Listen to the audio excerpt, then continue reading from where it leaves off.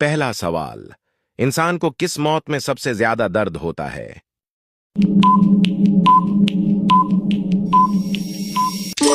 दुरुस्त जवाब है, जलने से ज्यादा दर्द होता है।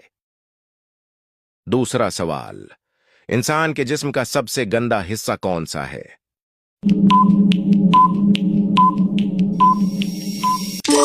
दुरुस्त जवाब है, मुंह में बहुत जरासीम होते हैं।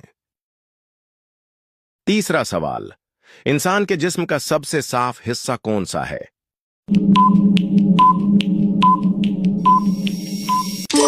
दुरुस्त जवाब है, आंखें।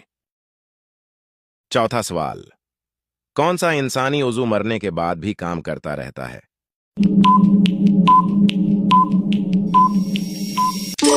दुरुस्त जवाब है, दिमाग 7 मिनट तक।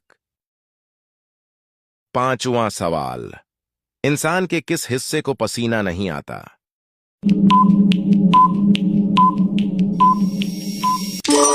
दुरुस्त जवाब है, आंखों में।